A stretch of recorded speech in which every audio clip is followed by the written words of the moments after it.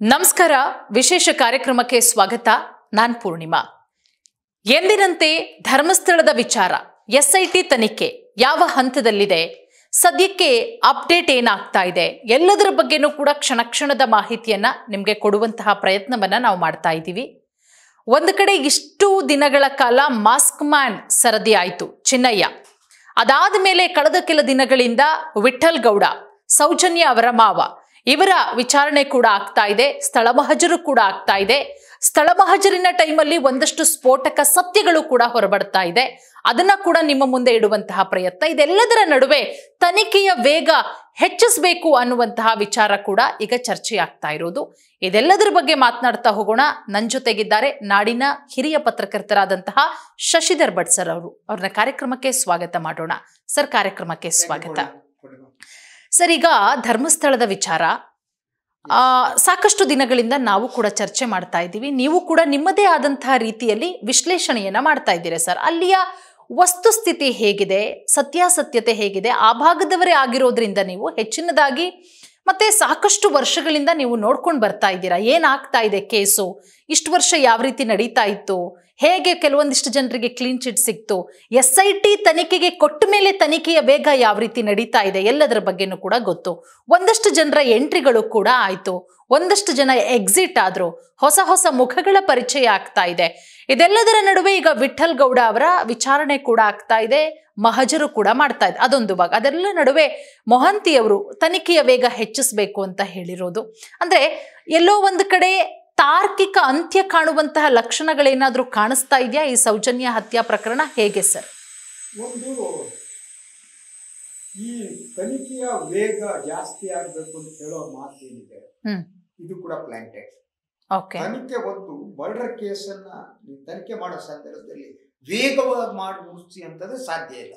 ಹೌದು. ಯಾರಿದನ್ನ ಹೇಳ್ತಿದ್ದಾರೆ? ಯಾರಿಗೆ ಈ ತನಿಖೆ ವೇಗವಾಗಿ ಮುಗಿಬೇಕಾಗಿದೆ ಅಂದ್ರೆ ತನಿಖೆಯನ್ನ ವೇಗವಾಗಿ ಮುಗಿಸಿ ಅಂದ್ರೆ ತನಿಖೆಯನ್ನ ಸತ್ಯವನ್ನ ಮುಚ್ಚಾಕಿ ಅಂತಾಗಿದೆ.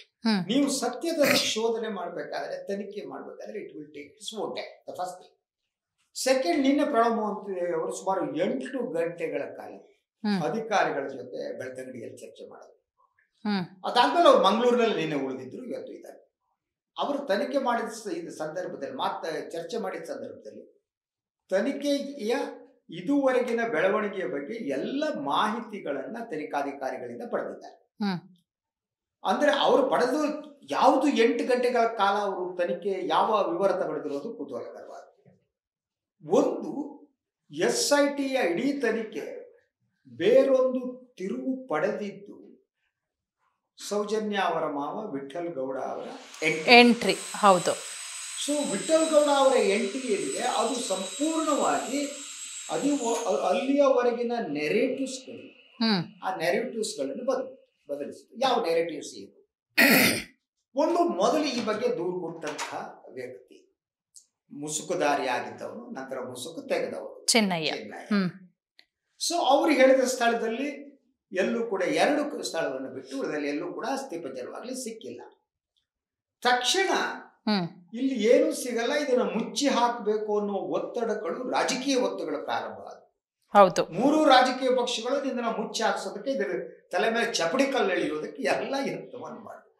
ಆದ್ರೆ ಡ್ರಾಮೆಟಿಕ್ ಆಗಿ ನಾಟಕೀಯವಾಗಿ ಇದು ಒಂದು ತಿರುವನ್ನು ಪಡೆದದ್ದು ವಿಠಲ್ ಗೌಡ ಎಂಟ್ರಿಯಿಂದ. ಸೊ ಇಡೀ ಆ ಒಂದು ಬುರುಡೆ ಏನಿದೆ, ಆ ಬುರುಡೆಯನ್ನ ತಂದವರು ಯಾರು ಅನ್ನುವ ಪ್ರಶ್ನೆಯನ್ನ ಇಟ್ಕೊಂಡು ಇಡೀ ಪ್ರಕರಣವೇ ಬುರುಡೆ ಅನ್ನುವ ಹಾಗೆ ಪ್ರತಿಬಿಂಬಿಸುವ ಯತ್ನ ಕೂಡ ನಡೆಯಿತು. ಸೊ ಬಹಳ ಸ್ಪಷ್ಟವಾಗಿ ದೊಡ್ಡವರ ರಕ್ಷಣೆಗೆ ಎಲ್ಲರೂ ಕಂಕಣಬದ್ಧರಾಗಿ ಇದ್ರು. ಆದ್ರೆ ಬದುಕಿನಲ್ಲಿ ಸತ್ಯ ಅನ್ನೋದಿರುತ್ತಲ್ಲ, ಈಗಲೂ ಇದ್ದಾರೆ ಅಂತ ಅನ್ಸುತ್ತಾ ಸರ್? ಕಂಕಣಬದ್ಧರಾಗಿದ್ದಾರೆ. ಎಸ್. ಸೊ ಅದಾದ ಮೇಲೆ ಆ ಒಂದು ತಲೆ ಬುರುಡೆ ಇಡೀ ಪ್ರಕರಣವನ್ನು ಬದಲಿಸಿಬಿಡ್ತು. ಹೌದು. ಸೊ ಅಲ್ಲಿ ಮೊದಲು 5 ಜನರಿಂದ 8 ಜನರ ಅಸ್ಥಿ ಪಂಜರಗಳು ಸಿಕ್ತು ಅನ್ನೋದು, ಅದರ ಜೊತೆ ತಲೆಬುರುಡುಗಳು ಸಿಕ್ತು ಅನ್ನೋದು.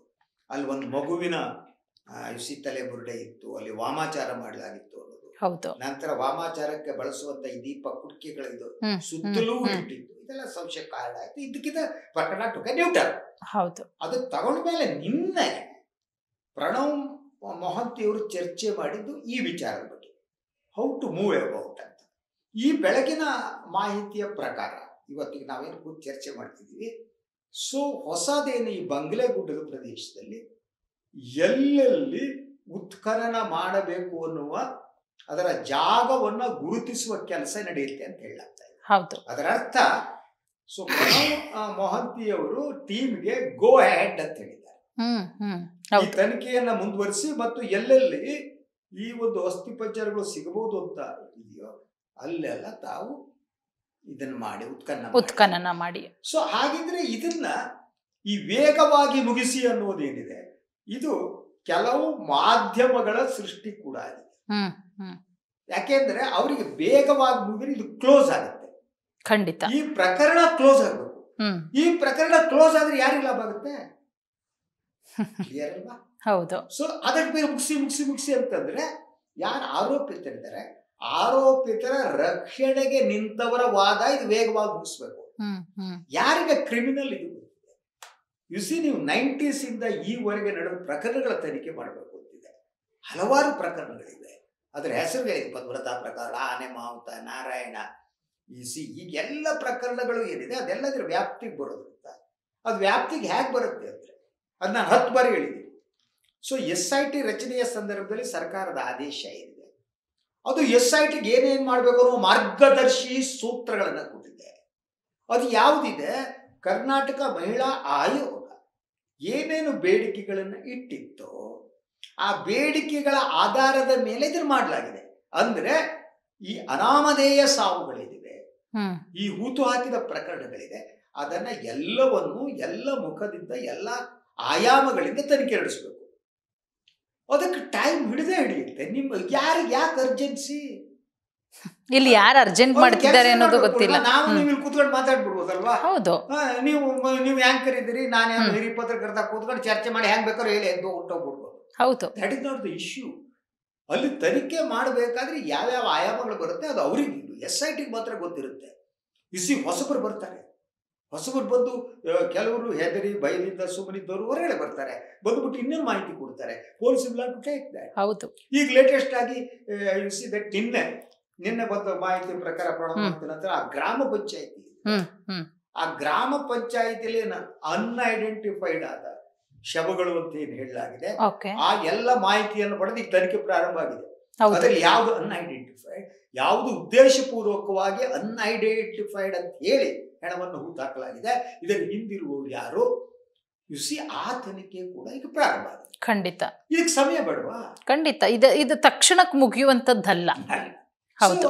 ಆದ್ರೆ ಈ ಸೃಷ್ಟಿ ಮಾಡುವಂಥದ್ದು ಏನಂದ್ರೆ ಈಗ ಎಲ್ಲರೂ ಕೂಡ ಇನ್ನು ಒಂದ್ ಕಡೆ ಮೀಡಿಯಾ ಟ್ರಯಲ್ ನಡೀತೆ, ಆಯ್ತಾ, ಕೋರ್ಟ್ ಕೆಲಸವನ್ನ ಮಾಧ್ಯಮಗಳು ಮಾಡ್ತಾ ಇದ್ದಾರೆ. ಹೌದು. ನಮ್ಮ ಆಂಕರ್ಗಳೆಲ್ಲ ಕೂಡ ಬಹುತೇಕ ಜನ ಅವರು ಜಡ್ಜಸ್, ನ್ಯಾಯಾಧೀಶರಾಗಿದ್ದಾರೆ. ಸೊ ಅವ್ರು ಯಾವುದೇ ವಿಚಾರಣೆ ಇಲ್ಲದೆ ತೀರ್ಪು ಕೊಟ್ಬಿಡ್ತಾರೆ. ಸೊ ತೀರ್ಪು ಕೊಡೋದು ಮಾತ್ರ ಅಲ್ಲ, ಅವ್ರು SITಗೆ ಸೂಚನೆ ಕೊಡ್ತಾರೆ, ಹಿಂಗ್ ಮಾಡಿ ಇವ್ರನ್ನ ಅರೆಸ್ಟ್ ಮಾಡಿ, ಇವನ್ ಅರೆಸ್ಟ್ ಮಾಡಿ, ಇವನ್ ಒಳಗೆ ಕರ್ಕೊಂಡೋಗಿ ಇವ್ರ ಅರೆಸ್ಟ್ ಆಯ್ತು question mark. Yes, everything these people are doing. These people are creating the problem. ಇನ್ಯಾರು ಮಾಡ್ತಾ ಇಲ್ಲ. ಇಡೀ SIT ತನಿಖೆಯಲ್ಲಿ ಮಧ್ಯಪ್ರವೇಶ ಮಾಡಿ ಅದನ್ನ ಹಾಳುಗೆಡಗೋದಕ್ಕೆ ಯತ್ನ ಮಾಡ್ತಿರುವುದೇ ಕೆಲವು ಮಾತು.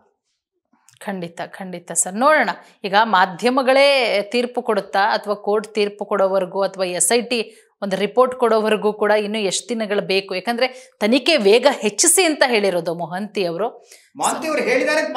ಮಾಧ್ಯಮಗಳೇ ಹೇಳ್ತಾರೆ. ಹೋಗ್ಬೇಕು ಅಂತ ಗೊತ್ತಿದೆ. ಯಾವ ಸೀನಿಯರ್ ಆಫೀಸರ್ ಬೇಗ ಮುಗಿಸಿ ಏನದು ಊಟ ಮಾಡಿ ಹೌದು ಎಲ್ಲ ಬಾರ್ಲ್ ಗೊತ್ತ ಗುಡ್ಡ ಕಡೆ ಎದ್ದು ಹೋಗೋದಾ? That is not the thing.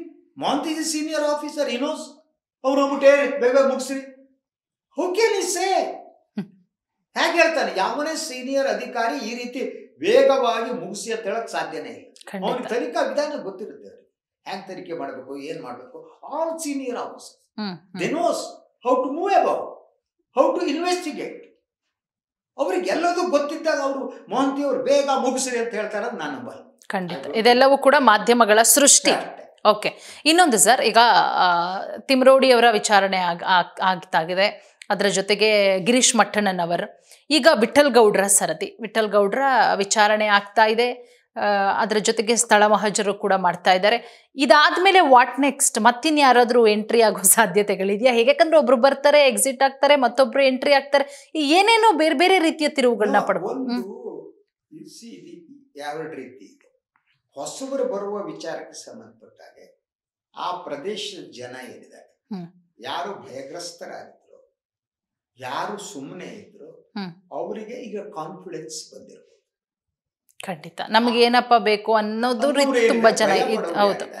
ಅಲ್ಲಿಯ ವ್ಯವಸ್ಥೆಯಿಂದ ನೋವನ್ನು ಅನುಭವಿಸಿದವರು, ಭಯಪಟ್ಟು ಸುಮ್ಮನಿದ್ದವರು, ಅವರಿಗೆ ಮಾತನಾಡುವ ಶಕ್ತಿ ಬಂದಿದೆ. ಅದು ಈ SIT ರಚನೆಯ ನಂತರ ಆದ ಮಹತ್ವದ ಬೆಳವಣಿಗೆ. ಆದ್ರಿಂದ ಅವ್ರು ಬಂದೇ ಬರ್ತಾರೆ. ಸೊ ಈಗ ಯಾರೋ ಹೋದ್ರು ಅನ್ನೋದು ನಾನು ಒಪ್ಪಲ್ಲ. ಏನಾಗುತ್ತೆ, ಯಾರ್ಯಾರು ಹೇಳಿದಾರೆ ಅವ್ರನ್ನ ಆಯಾ ಹಂತದಲ್ಲಿ SIT ಅವರು ವಿಚಾರಣೆ ಕರೀತಾರೆ. ಸೊ ಒಬ್ಬರು ಹೇಳಿಕೆ ಹೇಳಿದ್ದೇನೆ, ಇನ್ನೊಂದು ಹೇಳಿಕೆ ಇರುತ್ತೆ, ಅದಕ್ಕೆ ಒಂದಕ್ಕೊಂದು ಸಂಬಂಧ ಇರುತ್ತೆ. ಆ ಚೆಕ್ ಅಂಡ್ ಕೌಂಟರ್ ಚೆಕ್ ಮಾಡಬೇಕಾಗುತ್ತೆ.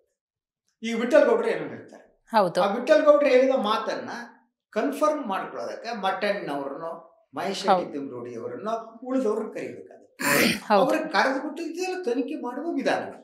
ಯಾಕೆಂದ್ರೆ ಬಹಳ ಮೂಲಭೂತ ಉದ್ದೇಶ ಅಂದ್ರೆ ಸತ್ಯ ಯಾವುದು ಅಂತ ಕಾಣ್ಬೋದು, ಸುಮ್ಮನೆ ಆರೋಪ ಮಾಡ್ಕೊಂಡು ಎದ್ದು ಹೋಗೋದಲ್ಲ. ಆ ಕಾರಣಕ್ಕೆ SIT ಅವ್ರು ಮಾಡ್ತಾರೆ, ಅವ್ರು ಕರೆದು ಕೇಳ್ತಾರೆ. ಈಗ ಮೇನ್ ಇಡೀ ತನಿಖೆಯ ಕೇಂದ್ರ ಬಿಂದು ಅಂದ್ರೆ ವಿಠಲ್ ಗೌಡ್ರು.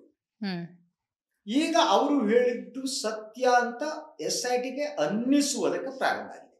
ಯಾಕೆಂದ್ರೆ ಬಂಗ್ಲೆಗುಡ್ಡದ ಮೇಲ್ಭಾಗದಲ್ಲೇನೆ ಅಷ್ಟು ಅಸ್ಥಿಪಂಜರಗಳು ತೋರ್ತಿತ್ತು. ಹೌದು. ಸೊ ಆದ್ರಿಂದ ಮಣ್ಣಿಲ್ ಮೇಲ್ಗಡೆನೆ ಇಟ್ಟು ಸಿಕ್ತು ಅಂತಂದ್ರೆ ಒಳಗೆ ಇರಬಹುದಲ್ಲ. ಅದ್ರ ಜೊತೆಗೆ ಅಲ್ಲಿರುವ ವಾತಾವರಣ ಹೇಗಿದೆ ಅಂತ ಅಂದ್ರೆ, ನಾನು ಯಾರ ಹತ್ರ ಮಾತಾಡ್ತಾ ಇದ್ದೆ, ಆ ಬಂಗ್ಲೆಗುಡ್ಡದ ಪ್ರದೇಶದಲ್ಲಿ ಅದು ಕಾಡಿದೆ ಅಲ್ಲಿ, ಆಯ್ತಾ, ಅಲ್ಲಿ ಬೇರೆಯವ್ರಿಗೆ ಪ್ರವೇಶನೇ ಇರಲಿಲ್ಲ. ಸ್ಥಳೀಯರೊಬ್ಬರು ನಂಗೆ ಹೇಳಿದ್ರು, ಸರ್ ಆ ಬಂಗ್ಲೆಗುಡ್ಡ ಪ್ರದೇಶ ಸುತ್ತಲೂ ಕೂಡ ನಾವು ಸಾಮಾನ್ಯರಾರು ಹೋಗೋದಕ್ಕೆ ಸಾಧ್ಯ ಇರಲಿಲ್ಲ, ಅಲ್ಲಿದ್ದವ್ರು ತಡಿತಾ ಇದ್ರು, ಒಳಗೆ ಹೋಗೋದಕ್ಕೆ ಅವಕಾಶ ಕೊಡ್ತಿರ್ಲಿಲ್ಲ. ಅದರ ಅರ್ಥ ಏನು, ಯಾಕೆ ತಡಿತಿದ್ರು? ಕಾಡು ಪ್ರದೇಶ, ಒಂದು ಗುಡ್ಡ ಇದೆ, ಅಲ್ಲಿ ಹೋಗುವುದಕ್ಕೆ ಯಾಕೆ ತಡೆಯೋದಿದ್ರೆ ಯಾಕೆ ಒಂದು ಅನುಮಾನ ಬರ್ಬೇಕಲ್ವ. ಸೊ ತಡೆಯುವುದಕ್ಕೆ ಕಾರಣ ಅಂದ್ರೆ ಅಲ್ಲಿ ಇಂಥದ್ದು ಏನೋ ಇರಬಹುದು ಅನ್ನುವ ಕಾರಣಕ್ಕಾಗಿ ಆ ಕಡೆ ಯಾರ್ಯಾರು ಹೋಗ್ತಾರೋ ಅವ್ರನ್ನ ಓಡಿಸುವಂಥದ್ದು, ಅಲ್ಲಿ ಇರಬೇಡಿ ಇಂಥದ್ದು ಬಹಳ ಚೆನ್ನಾಗಿರ್ತದೆ. ಸೊ SIT ತನಿಖೆ ಮಾಡ್ಬೇಕು, ಇಂಥವ್ರನ್ನ ಕೇಳ್ಬೇಕಾಗುತ್ತೆ ಅಲ್ವಾ. ಯಾರೋ ಸಾಮಾನ್ಯ ಇದ್ದವನು ಈಗ ನನ್ನ ಹತ್ರ ಯಾರೊಬ್ಬರು ಹೇಳಿದ್ರು ಹೀಗೆ ಅಂತ, ಹಾಗೆ ಅವರು SITಗೆ ಹೇಳ್ಬೋದು. ಆವಾಗ SIT ವಿಲಾದ್ರು ಚೆಕ್ ಹೌದಾ ಅಲ್ವಾ, ಖಂಡಿತ ಓಡಿಸ್ತಿದ್ರ, ಯಾಕೆ ಓಡಿಸ್ತಿದ್ರು, ಯಾರು ಓಡಿಸ್ತಿದ್ರು, ಅವ್ರು ಯಾರು. ಈಗ ಯಾರೇ ಒಬ್ರು ಹೋಗಿ ಇಲ್ಲ ನಮ್ಗೆ ಈ ಪ್ರಕರಣದ ಬಗ್ಗೆ ಗೊತ್ತು ಅಂದ್ರೆ ಅವ್ರನ್ನ ವಿಚಾರಣೆಗೆ ಒಳಪಡಿಸ್ಲೇಬೇಕು. SIT ಕರ್ತವ್ಯ, ಅದು ಸತ್ಯಾಸತ್ಯತೆ ನೆಕ್ಸ್ಟ್. ಇಲ್ಲ ನನಗೆ ಇಂಥದ್ದು ಗೊತ್ತು, ನನಗೂ ಈ ಕೇಸ್ ಬಗ್ಗೆ ಗೊತ್ತು ಅಂತ ನಾನು ಹೋಗಿ ಹೇಳಿದ್ರು ನನ್ನನ್ನು ವಿಚಾರಣೆಗೆ ಒಳಪಡಿಸ್ಬೇಕು. ಹೌದು, ಅದು ಸಾಧ್ಯನೇ ಇಲ್ಲ. ಇಂಪಾರ್ಟೆಂಟ್ ಚಾನಲ್ ಎಲ್ಲ ದೊಡ್ಡ ದೊಡ್ಡ ಆಂಕರ್ಗಳು ಹೇಳ್ಬಿಟ್ಟಿದ್ದಾರೆ ಕಣ್ರಿ, ಬೇಗ ಮುಗಿಸ್ಬೇಕಂತ. ನಾನು ಈ ಚಾನಲ್ ಅವ್ರು ಹೇಳಿದ್ರು ಮುಗಿಸ್ಬೇಕು, ಮುಗಿಸ್ಬಿಡಿ ಅಂತ ಹೇಳಿದ್ರೆ, ನಾನೀಗ ತನಿಖೆ ಮುಗಿಸ್ಬೇಕು, ನಿಮ್ಮನ್ನ ಯಾರು ವಿಚಾರಣೆ ಮಾಡಲ್ಲ, ಮುಗಿಸ್ಬೇಕು ನಾವು ಹೋಗಿ ಅಂತ ಹೇಳ್ತಾರೆ. ಸಾಧ್ಯನೇ ಇಲ್ಲ. ಖಂಡಿತ ಸರ್. ನೋಡೋಣ ಸರ್, ಈ ತನಿಖೆ ಈಗ ಒಂದು ಮೂಲಗಳ ಪ್ರಕಾರ ಬೇಗ ತನಿಖೆ ಮತ್ತಷ್ಟು ವೇಗ ಹೆಚ್ಚಿಸಿ ಅಂದ್ರೆ ಅದು ಒಳ್ಳೇದೇನೆ, ಸೌಜನ್ಯಗೆ ನ್ಯಾಯ ಸಿಗ್ಲಿ ಅನ್ನೋದು ಕೂಡ ನಮ್ಮ ಆಶಯ. ವೇಗ ಅನ್ನೋದೇ wrong Purnima, I won't agree. Okay, ತನಿಖೆ ಹೇಗೆ ಮಾಡ್ಬೇಕಾ ಅಷ್ಟೇ, ಆದಷ್ಟು ಬೇಗ ತನಿಖೆ ಮುಗಿಲಿ, ನೋಡೋಣ. ಹೌದು, ಪ್ರೆಷರ್ ಹಾಕಿದ ತಕ್ಷಣ ಏನಾಗುತ್ತೆ, ತನಿಖೆ ದಾರಿ ತಪ್ಪುತ್ತೆ. ಹೌದು, ನೀವು ಬೇಗ ಮುಗಿಸಿರಿ ಅಂತಂದ್ರೆ ತನಿಖೆ. ಈಗ ನೀವೆಲ್ಲ ಊಟಕ್ಕೆ ಹೋಗಿ ಕೂತ್ಕೊತೀವಿ, ಊಟ ಸ್ಲೋ ಆಗಿ ಊಟ ಮಾಡ್ತಿರ್ತೀವಿ, ಎಂಜಾಯ್ ಮಾಡ್ತಾ. ಯಾರು ಬಂದ್ಬಿಟ್ರಿ ನೆಕ್ಸ್ಟ್ ಪಂಕ್ತಿ ಅವ್ರು ಬಂದು ಕೂತಾರೆ, ಎದ್ದೋಡ್ರಿ ಊಟ ಮುಗಿಸಿದೆ ಅಂತ. ಖಂಡಿತ ನಾವು ಇದ್ದು ಬಿದ್ದು ತಿಂದ್ಬಿಟ್ಟು ಊಟ ಸರಿಯಾಗಿ ಮಾಡಲ್ಲ. Exactly right sir. ಖಂಡಿತ ನೋಡೋಣ ಸರ್, ಮುಂದಿನ ದಿನಗಳಲ್ಲಿ ನಾಳೆ ಮತ್ತೊಂದಿಷ್ಟು ಅಪ್ಡೇಟ್ಗಳನ್ನ ಕೊಡ್ತಾ ಹೋಗೋಣ. ಈ ಧರ್ಮಸ್ಥಳದ ವಿಚಾರಕ್ಕೆ ಸಂಬಂಧಪಟ್ಟಂತೆ ಸ್ಪೀಡ್ ನ್ಯೂಸ್ ಕನ್ನಡದಿಂದ ಕ್ಷಣ ಕ್ಷಣದ ಮಾಹಿತಿಯನ್ನು ನಿಮಗೆ ತಿಳಿಸ್ಕೊಡ್ತಾ ಹೋಗ್ತೀವಿ.